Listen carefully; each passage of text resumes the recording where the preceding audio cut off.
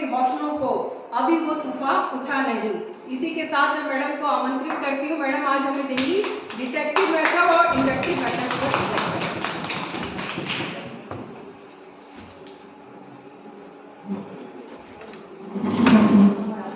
बहुत बहुत धन्यवाद।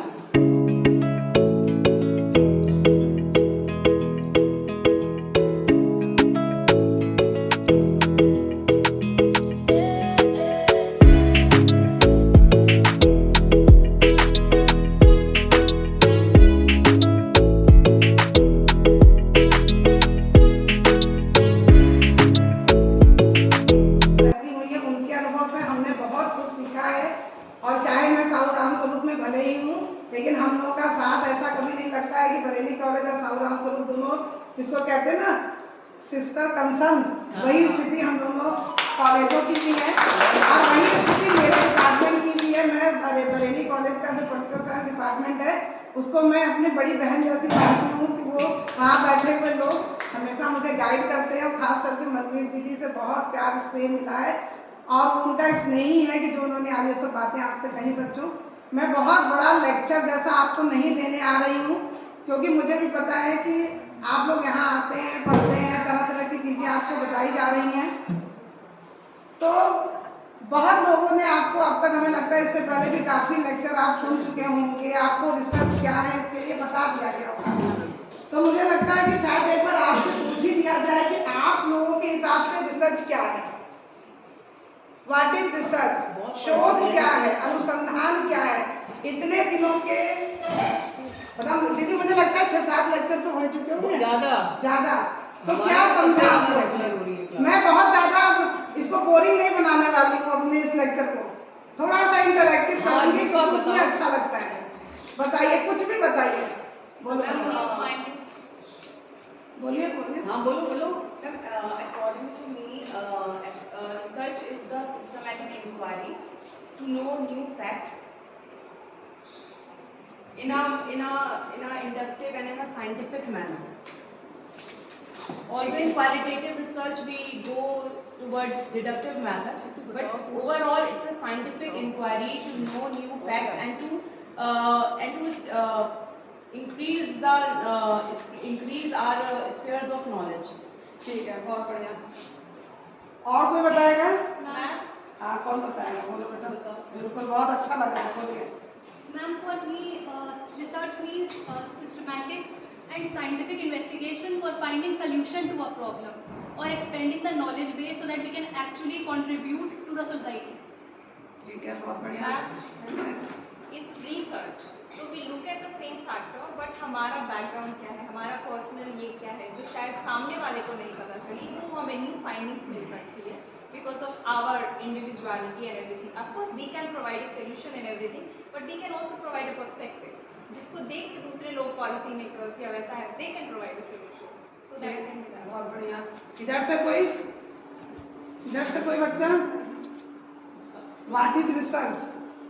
उसमें 2 शब्दों से बना ना, री एंड सर्च, है ना? तो री एंड सर्च दोनों का क्या अलग अलग मतलब है?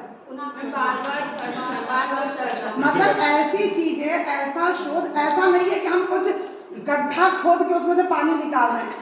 एक बार हो चुका है, खोज हो चुकी है, हमें उसे फिर से खोजना है, बस यही रिसर्च है ना।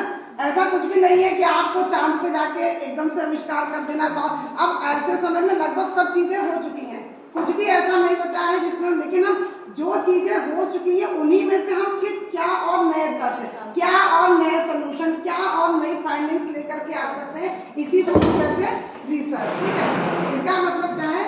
और सावधानी पूर्वक जांच या अन्वेषण या पूछताछ, तो नए तथ्यों की खोज के लिए, नए ज्ञान की खोज के लिए, क्योंकि हम नए फैक्ट्स ढूंढ लेते हैं।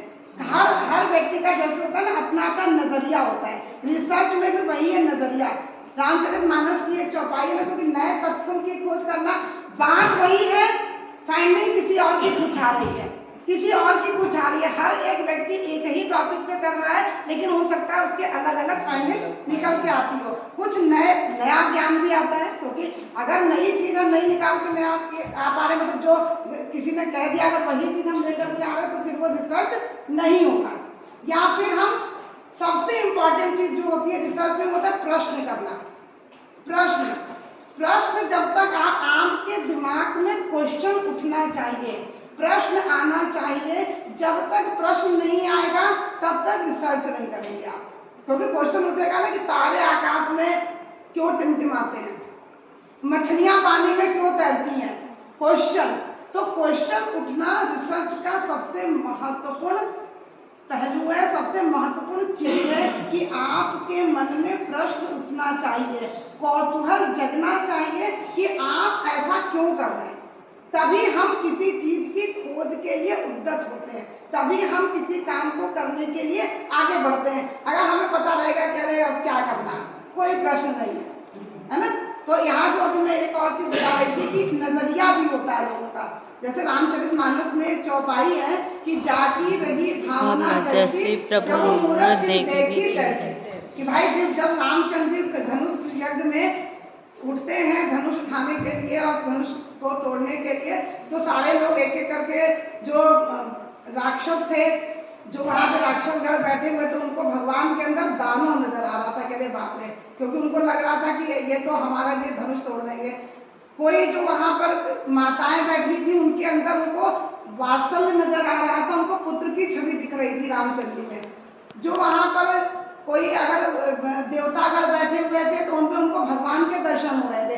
तो नजरिया, किसी भी टॉपिक को लेकर के, किसी भी विषय को लेकर के आपका नजरिया क्या है, यही होता है रिसर्च। तो भावनाएं व्यक्ति एक ही है, लेकिन अपना अपना देखने का हर व्यक्ति का नजरिया है। जैसे एक गिलास वही है कि एक गिलास में पानी है वो आधा खाली है, तो कुछ लोग कहेंगे कि आधा खाली गिलास है, कुछ लोग कहेंगे कि नहीं गिलास आधी भरी हुई है। यही सोच है, यही नजरिया है, और यहीं से आपके मन में प्रश्न उत्पन्न होने चाहिए, और तभी आप सही मायनों में रिसर्च को समझ पाएंगे।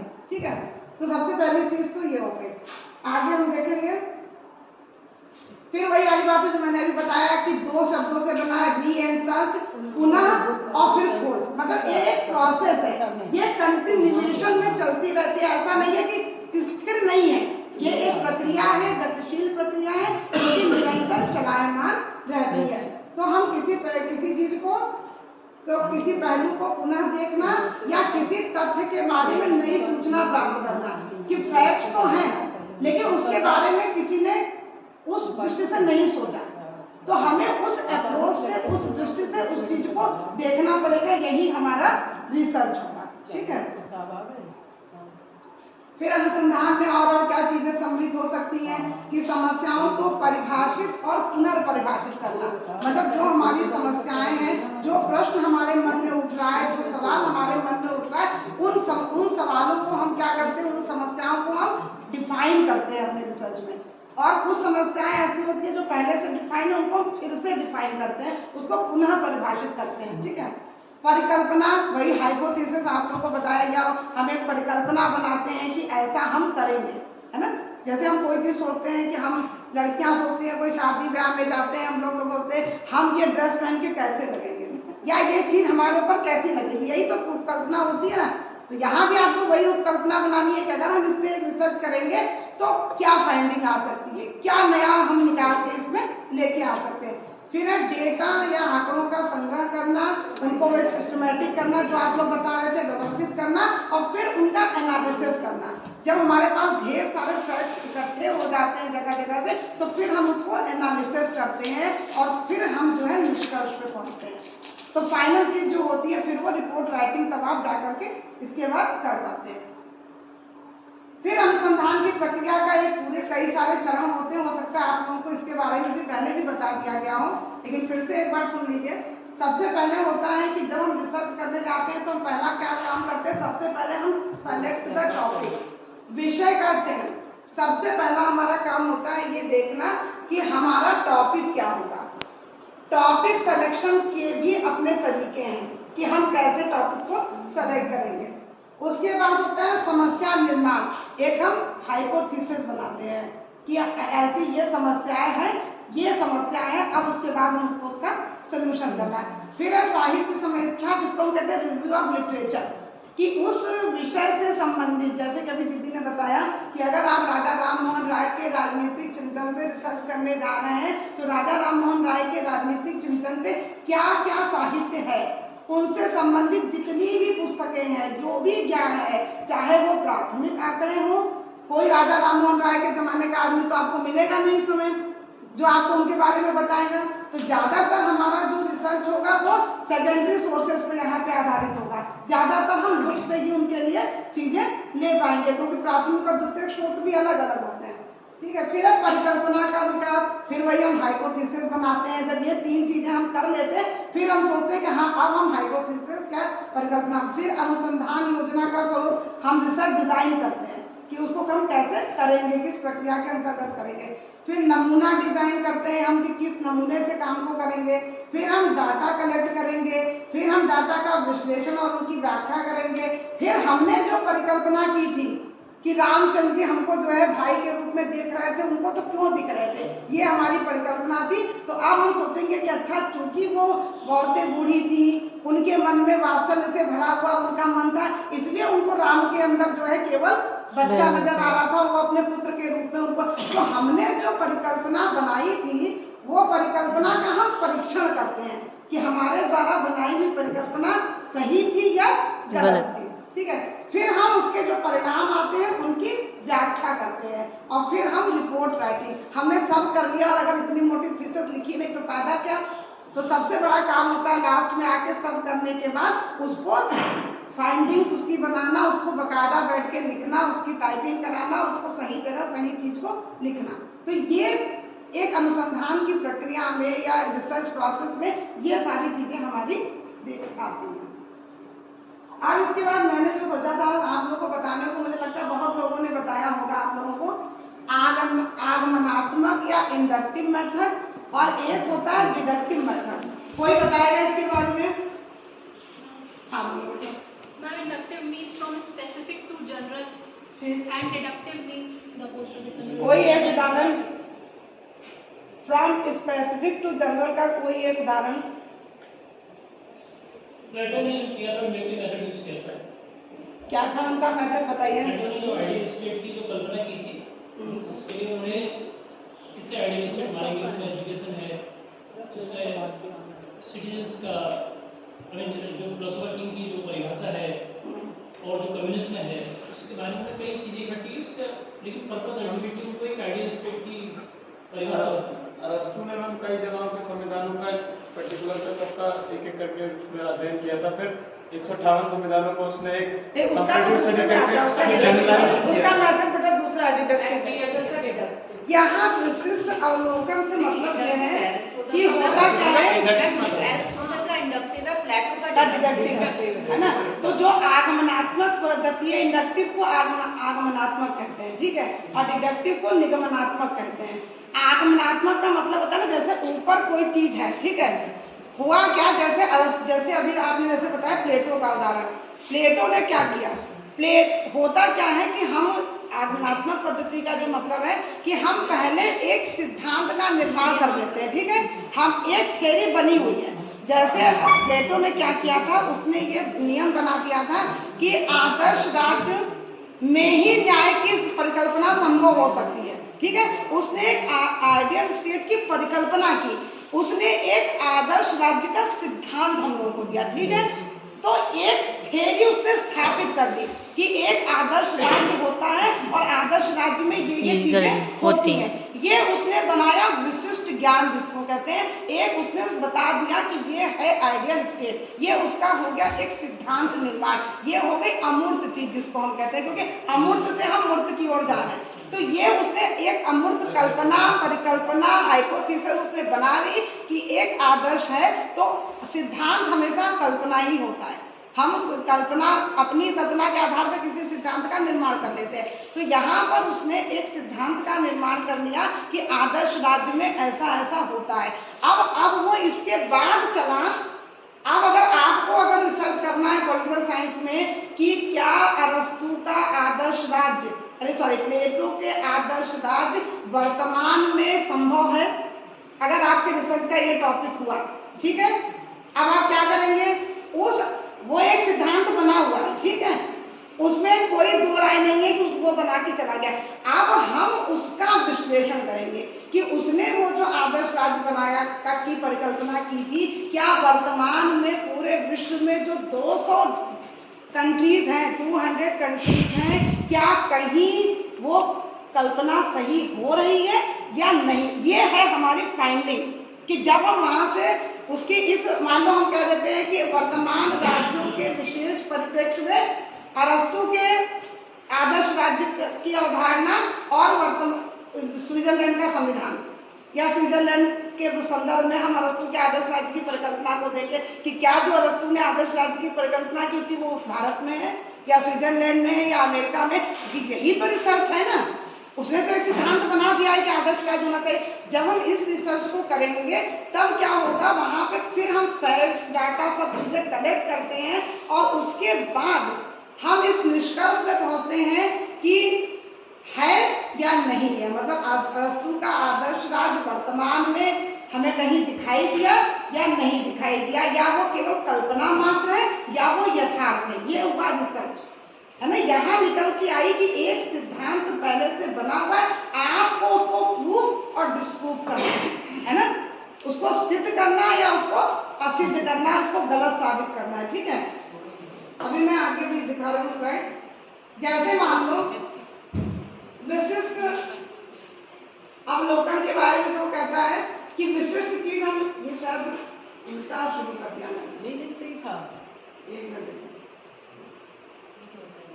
पीयूष वही कुर्सी ये पहला एग्जाम्पल में पीछे था।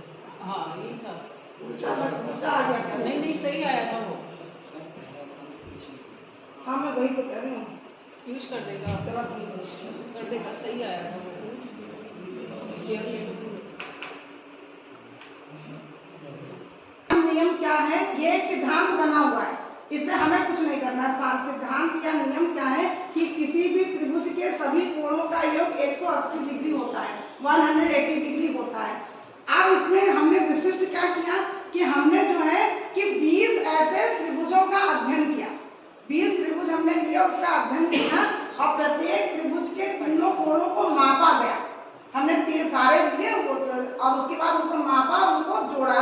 उसके बाद यह पाया गया कि प्रत्येक मामले में तीनों कोणों का कुल योग कितना है, 180 डिग्री है। तो नियम पहले ही था 180 डिग्री, हमने केवल उसको देखा, हमने उसका अवलोकन करके देखा कि क्या एक्चुअल में ऐसा ही होता है, यही है रिसर्च। फिर हम इस निष्कर्ष पे पहुंचे कि सामान्य नियम की किसी भी त्रिभुज के सभी कोणों का एक 180 डिग्री होता है, वो सत्यापित कर दिया गया। हमने अपने निरीक्षण, परीक्षण और अनुभव के द्वारा, डेटा कलेक्शन के द्वारा इस फैक्ट को सिद्ध कर दिया कि हाँ ये जो सामान्य नियम है या ये जो सिद्धांत है ये सही है। हो सकता है वो सिद्धांत गलत भी हो सकता था, अगर कोई और, ये तो मान लो एक जैसे मैथ के उदाहरण है, साइंस में इस तरह की चीजें, आर्ट्स में ऐसा नहीं हो सकता।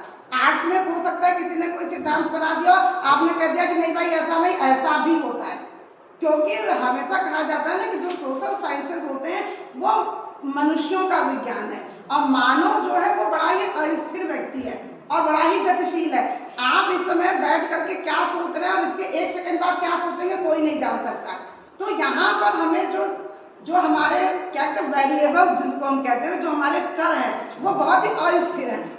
उनके बारे में वो ऐसा नहीं है कि हम लेबोरेटरी में बैठ कर हमने 10 लोग अभी इंटरव्यू देने, आप इलेक्शन का रिजल्ट जो होता है वो क्यों हमेशा कंट्राडिक्टरी होता है कि हम वहाँ बताते कुछ है क्योंकि हम डरते हैं, हम किसी वोट किसी और को देते, वहाँ जो पूछेगा बीजेपी वाला पूछेगा, हमने कहा हम आप ही को दिए हैं, दूसरा कोई निकल के आएगा और हम उसको कहेंगे आप ही को दिया है। जो चीज़ चल रही होती है पता चला बाद में इलेक्शन का रिजल्ट एकदम उसके उल्टा आ जाता है। तो ये इसीलिए होता है कि व्यक्ति आप उतना सही नहीं बता सकता, भाई वो क्यों कहेगा सही बात। आप कभी भी जाइए करने तो आपको डिफरेंट टाइप के व्यूज जो है वो देखने को मिलते हैं, इस तरह की चीज़ें। तो इसीलिए ये कहा गया कि ये यहाँ पर तो ये हो सकता है सही होता है लेकिन जरूरी नहीं है।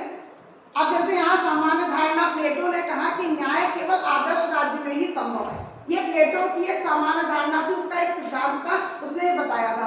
अब इसका विशिष्ट अवलोकन वही जो मैंने बताया कि आप विभिन्न सरकारों का अध्ययन करिए, आप भारत की सरकार का अध्ययन करिए, आप अमेरिका की सरकार का अध्ययन करिए, आप ब्रिटेन की सरकार का अध्ययन करिए, फिर उस अध्ययन के पश्चात आप इस निष्कर्ष पे पहुंचेंगे, जो अवलोकन आपने किया है, जो आपने चीजों को देखा है, उसके आधार पर इस सामान्य धारणाओं को सिद्ध या असिद्ध किया जा सकता है। आप ये कह सकते हैं नहीं भाई हमें तो नहीं दिखा कि प्लेटो के आदर्श की जो है कि केवल आदर्श राज्य में ही न्याय संभव है, या आप कह सकते हैं कि हाँ सही है, प्लेटो ने जो कहा था वो बिल्कुल सही है, अगर आदर्श राज्य होगा तभी न्याय की स्थापना हो पाएगी। तो रिसर्च की जो हमारी फाइंडिंग्स है वो जरूरी नहीं है कि एकदम पॉजिटिव हो, वो निगेटिव चीजों को भी लेकर के आती है।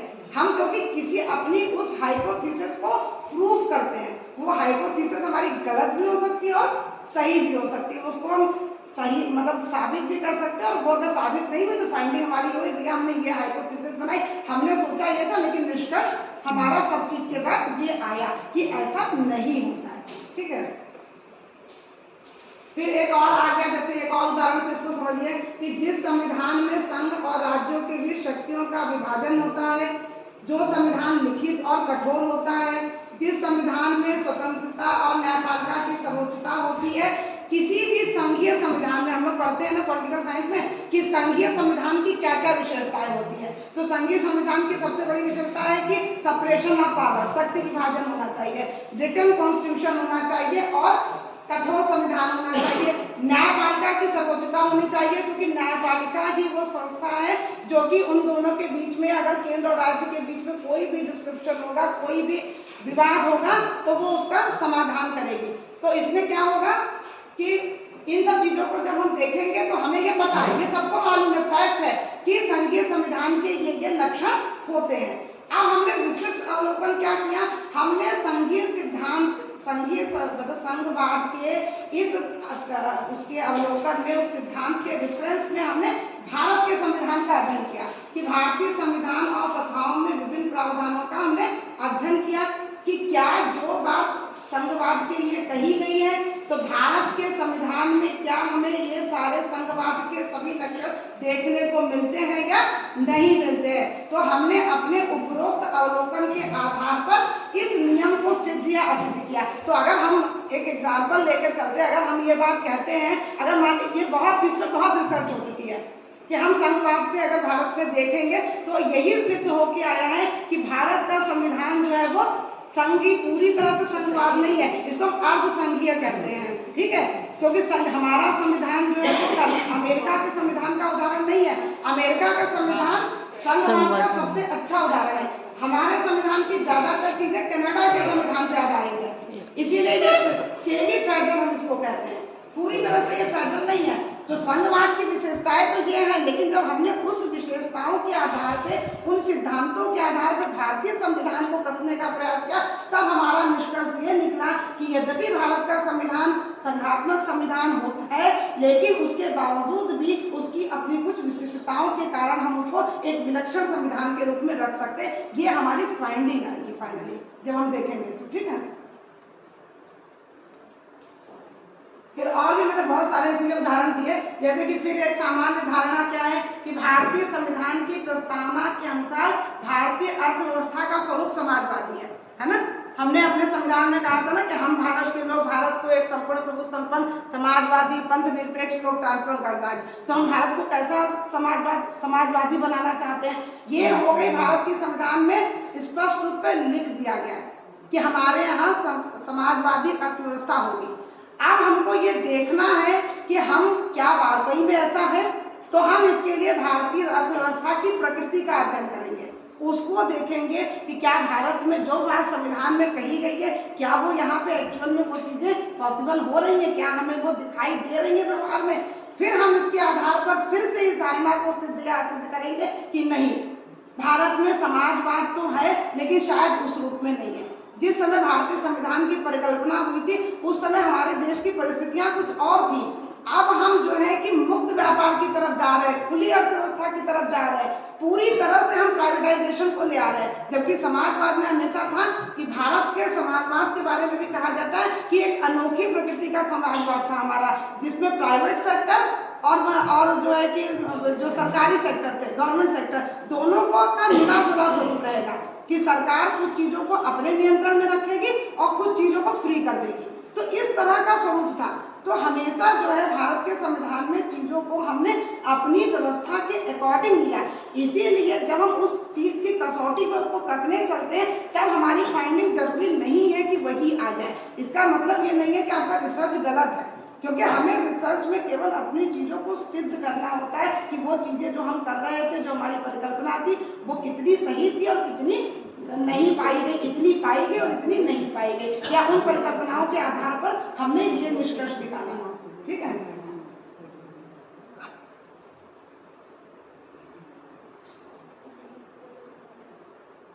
अब यहाँ पे देखिए और थोड़ा सा चला गया कौन है बेटा वही चेयर ले लो ना। इसमें वो दूसरा वाला ऊपर चला गया।